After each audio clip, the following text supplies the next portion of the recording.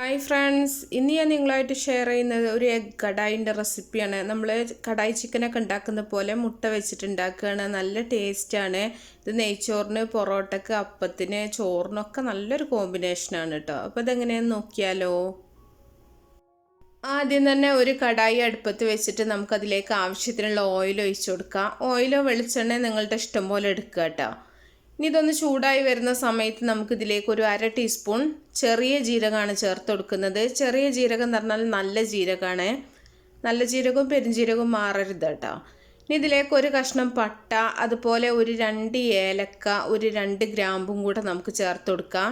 ഇത്രയും മതി, ഒരുപാട് സ്പൈസസിൻ്റെ ആവശ്യമില്ല. ഇനി ഇതൊക്കെ ഒന്ന് പൊട്ടി വരുന്ന സമയത്ത് നമുക്കിതിലേക്ക് 2 വലിയ ഉള്ളി അരിഞ്ഞത് ഇതിലേക്ക് ചേർത്ത് കൊടുക്കുന്നുണ്ട്. ഞാനിവിടെ 2 ഉള്ളിയാണ് എടുത്തിട്ടുള്ളത്. ചെറിയ ഉള്ളിയാണെന്നുണ്ടെങ്കിൽ ഒരു 3 ഉള്ളി എടുക്കുക. ഒരു 6 കോഴിമുട്ട വെച്ചിട്ടാണ് ഞാനൊന്ന് ചെയ്യുന്നത് കേട്ടോ. അപ്പോൾ ഇതിലേക്കുള്ള ഇത്രയും മതി. ഇനി ഇത് നമുക്ക് നന്നായിട്ടൊന്ന് വഴറ്റിയെടുക്കണം. കുറച്ച് സമയം എടുത്തിട്ട് തന്നെ നമ്മളിത് വഴറ്റിയെടുക്കുക. അപ്പോൾ ഞാൻ കുറച്ച് ഫാസ്റ്റായിട്ടാണ് കാണിക്കുന്നത് കേട്ടോ.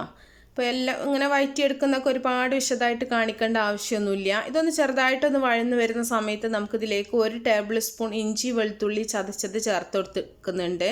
അതുപോലെ നിങ്ങളുടെ എരിവിന് ആവശ്യമായിട്ടുള്ള പച്ചമുളകും കൂടെ ചേർത്ത് കൊടുക്കുക. പച്ചമുളകൊക്കെ ഓരോരുത്തരുടെ ഇഷ്ടത്തിനനുസരിച്ചിട്ട് എടുക്കുക കേട്ടോ.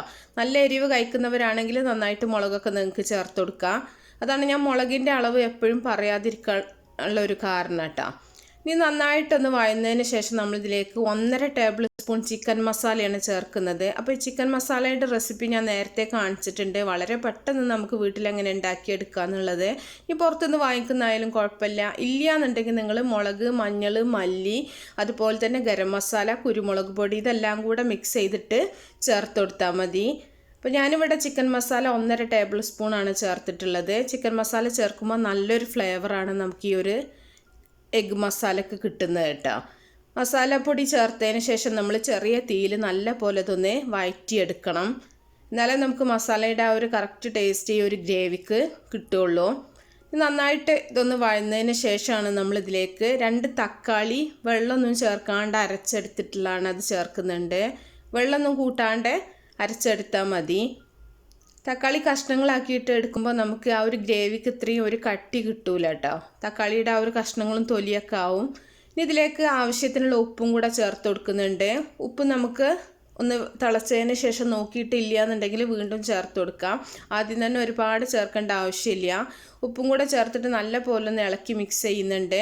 ഈ തക്കാളിയുടെ വെള്ളമൊക്കെ ഒന്ന് നന്നായിട്ടൊന്ന് വറ്റി വരണം. എണ്ണയൊക്കെ തെളിയുന്ന ആ ഒരു പാകമുണ്ടല്ലോ, ആ ഒരു സമയത്ത് നമുക്കിതിലേക്ക് കുറച്ച് വെള്ളം ഒഴിച്ചു കൊടുക്കാം. ഒരു 1/2 ഗ്ലാസ് വെള്ളം ഒഴിച്ചു കൊടുത്താൽ മതി. ഒരുപാട് വെള്ളം ഒഴിക്കേണ്ട ആവശ്യമില്ല. അപ്പോൾ നമ്മൾ വെള്ളം ഒഴിച്ചിട്ട് ഒന്ന് തിളപ്പിച്ചെടുക്കുകയാണെന്നുണ്ടെങ്കിൽ മസാലയൊക്കെ കറക്റ്റായിട്ട് തന്നെ എല്ലാ ഭാഗത്തേക്കും നന്നായിട്ട് തന്നെ നല്ലൊരു രീതിയിലായി കിട്ടും. ഇതൊന്ന് നന്നായിട്ടൊന്ന് തിളച്ച് വരുന്ന സമയത്ത് നമ്മളിതിലേക്ക് നമ്മൾ പുഴുങ്ങി വെച്ചിട്ടുള്ള കോഴിമുട്ട ഇതിലേക്ക് ചേർത്ത് കൊടുക്കുന്നത്. പുഴുങ്ങി തൊലിയൊക്കെ കളഞ്ഞിട്ട് മുട്ട ആദ്യം തന്നെ നമ്മൾ റെഡിയാക്കി വെക്കുക. അപ്പോൾ മുട്ട പുഴുങ്ങി എടുക്കുന്നൊന്നും കാണിക്കേണ്ട ആവശ്യമില്ല, എല്ലാവർക്കും അറിയുന്ന കാര്യം തന്നെയാണ്. അപ്പോൾ ഞാനതൊന്ന് വരഞ്ഞിട്ടുണ്ട് കേട്ടോ. 2 സൈഡും ഒന്ന് വരഞ്ഞിട്ടെടുക്കുക. അങ്ങനെയാകുമ്പോൾ നമുക്ക് മുട്ടയുടെ ആ ഉള്ളിലേക്കും തന്നെ ഈ നല്ലൊരു ഉപ്പും പുളിയൊക്കെ അങ്ങോട്ട് കയറിക്കോളും. ഇനി മുട്ട ചേർത്തതിന് ശേഷം കുറച്ച് ക്യാപ്സിക്കം അരിഞ്ഞതും കൂടെ ചേർത്ത് കൊടുക്കുന്നുണ്ട്. നമ്മൾ ചിക്കൻ കടായിയൊക്കെ ഉണ്ടാക്കുന്ന പോലെ തന്നെയാണ്. കടായി ചിക്കനിലേക്ക് ചിലർ സോസൊക്കെ ചേർക്കാറുണ്ട് കേട്ടോ. അപ്പോൾ നമ്മളങ്ങനെ കടായി ചിക്കനിൽ സോസൊന്നും ചേർക്കാറില്ല. ചില റെസിപ്പിയിലൊക്കെ ഞാൻ കണ്ടിട്ടുണ്ട് സോസ് ചേർക്കുന്നത്. അങ്ങനെ ഇഷ്ടമുള്ളവരാണെങ്കിൽ നിങ്ങൾക്ക് വേണമെങ്കിൽ ടൊമാറ്റോ സോസൊക്കെ ചേർത്തിട്ടും ഇതുപോലെ ചെയ്യാം. അപ്പോൾ ക്യാപ്സിക്കം കൂടെ ചേർത്തിട്ട് നമ്മൾ നല്ല പോലെ ഒന്ന് ഇളക്കി മിക്സ് ചെയ്തിട്ടുണ്ട്. ഇനി കുറച്ച് മല്ലിയിലയും കൂടെ ഇട്ട് കൊടുക്കാം നമുക്ക്. ഇനി തീ ഓഫ് ചെയ്യാം കേട്ടോ. ഇനി നമ്മൾ തീ കത്തിച്ച് വെക്കേണ്ട ആവശ്യമില്ല. ഇനി കസൂരി മേത്തി ഉണ്ട് എന്നുണ്ടെങ്കിൽ നിങ്ങൾക്ക് ചേർത്ത് കൊടുക്കുക, ഇല്ലെങ്കിൽ ഒരു കുഴപ്പമില്ല. അപ്പോൾ ഉണ്ടെങ്കിൽ ചേർത്താൽ കുറച്ചും കൂടെ നല്ല ടേസ്റ്റ് ഉണ്ടാവും. അപ്പോൾ നമ്മുടെ എഗ് കടായി ഇവിടെ റെഡി ആയിട്ടുണ്ട്. ഇത് എന്തിൻ്റെ കൂടെ നല്ലൊരു കോമ്പിനേഷനാണ്. എല്ലാവരും ഉണ്ടാക്കി നോക്കുക. വളരെ പെട്ടെന്ന് തന്നെ ഉണ്ടാക്കാൻ പറ്റും. അപ്പോൾ ഇഷ്ടപ്പെട്ടാൽ തീർച്ചയായിട്ടും നിങ്ങൾ ലൈക്ക് ചെയ്യാനും ഷെയർ ചെയ്യാനും മറക്കരുത്. അപ്പോൾ നല്ല റെസിപ്പികളൊക്കെ ആയിട്ട് നമുക്ക് അടുത്തൊരു വീഡിയോയിൽ കാണാം.